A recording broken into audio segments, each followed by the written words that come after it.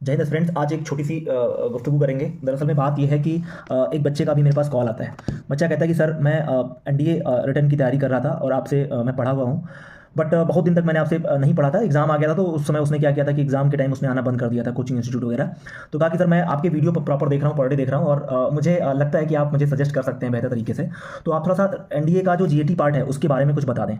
दरअसल में वो मैथ्स निकाल ले रहा है, दूसरा इसका पहला अटैम्प्ट था ये, और इस बार उसका मैथ्स निकल गया था। यानी फर्स्ट पेपर जो 120 क्वेश्चन होते हैं, जो बेसिकली 120 क्वेश्चन होते हैं जीएस में, 2.5 घंटे का टाइम होता है आपको पता है, और 120 क्वेश्चन जो पहला पेपर होता है वो आपका मैथ्स का होता है। और मैथ्स में एनडीए में आप जानते हैं कि अच्छा लेवल है इस समय, अप कर रहा है लेवल को, है ना। 10+2 करने मात्र से नहीं, आपको थोड़ा सा मैथ्स को अपर लेवल पर भी चीज़ों को डील करना होता है।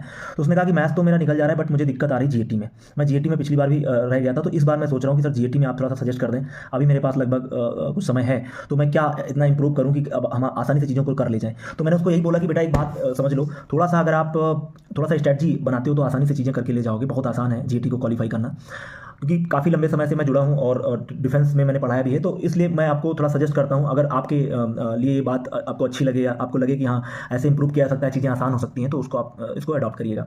जब बात हम जीएटी की करते हैं तो 3 सेक्शन में बटा होता है। 150 क्वेश्चन होते हैं, आप जानते हैं। 50 आपके इंग्लिश के रहते हैं, 50 क्वेश्चन आपके रहते हैं साइंस के, और बेसिकली 50 क्वेश्चन जीएटी के रहते हैं, जिसमें आपका ज्योग्राफी, पॉलिटी, इकोनॉमी, साइंस, है ना। इकोनॉमी साइंस वगैरह वो सब पूरा, साइंस वगैरह तो नहीं लेकिन जनरल साइंस वगैरह थोड़ा सा आ जाता है पार्ट।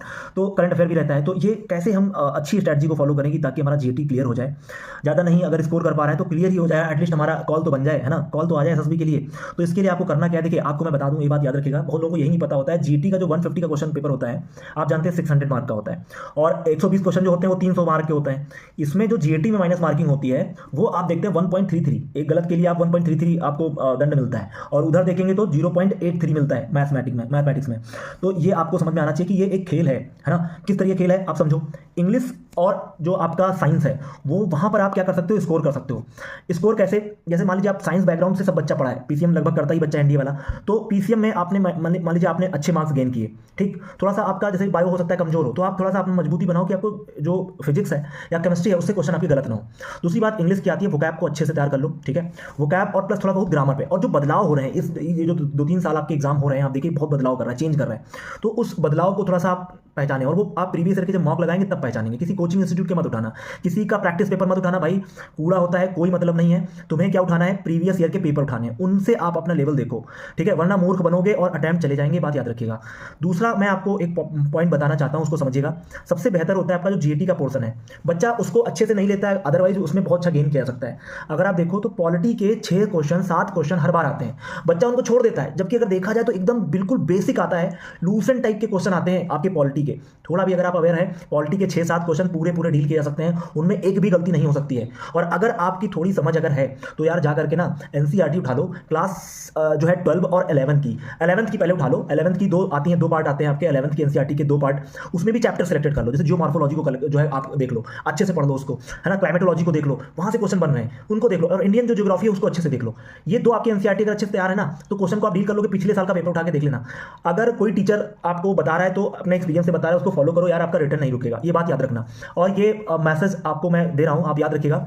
ज्योग्राफी में ये गेन कर लो। बाकी अगर हम देखें जो रहेगा इकोनॉमिक्स में यार जाकर के बजट देख लो और इकोनॉमिक सर्वे देख लो। थोड़ा जो 5 ईयर प्लान है उसको अच्छे से कर लो, है ना। अगर 11th क्लास की एनसीईआरटी है इकोनॉमिक्स की तो उसको देख लो अच्छे से, बस इतना अगर आप इसमें कर ले रहे हो। दूसरा, प्रीवियस ईयर के पेपर पे आपकी अच्छी पकड़ है, समझ आपकी अच्छी है, अंडरस्टैंडिंग है, तो आप अच्छा कर जाओगे। और रहेगी करंट अफेयर की, तो 6 महीने का करंट अफेयर देख लो, डिफेंस का करंट अफेयर देख लो, मैं शॉर्ट्स बनाता रहता हूं, उनको अच्छे से नोट कर लो, ठीक। अभी 6 मंथ का मैं पूरा करंट अफेयर लेके आऊंगा, पूरी हमारी वीडियो तैयार है, 15 दिन पहले मैं पढ़ाऊंगा ताकि आपको याद रहे, है ना। एग्जाम में जाओ क्वेश्चन बने। अगर आपको विश्वास नहीं है, मेरे चैनल पे एक 6 मंथ की जो है मैंने पिछली बार बनाई थी, करंट अफेयर की 6 मंथ की मैंने बनाई थी। सीधे सीधे क्वेश्चन वहां से लड़े हैं सर, सीधे सीधे क्वेश्चन उस वीडियो से आए हैं, सीधे सीधे एज इट इज लाइन मिल गई है, ठीक है। तो ये प्रत्यक्ष को कोई प्रमाण की आवश्यकता नहीं होती मुझे लगता है। और अगर आप यार थोड़ा सा स्ट्रेटजी बनाओगे ना तो एग्जाम आपका जीटी क्लियर हो जाएगा। और अगर कोई मूर्ख आपसे कहता है कि यार आप खाली मैथ्स कर लो, नो डाउट, अगर मैथ्स अच्छा नहीं है, मैथ्स नहीं क्लियर करोगे तो दूसरा पेपर भी नहीं चेक होगा, ठीक है। ये बात बिल्कुल क्लियर है। मैथ्स में खूब मेहनत करनी है, 4-5 घंटे देने हैं, लेकिन आप मत भूलो आपका जो सेकंड पेपर है वो आपको बहुत एज दिलाता है काफ़ी हद तक, जब फाइनल आपकी मेरिट बनती है।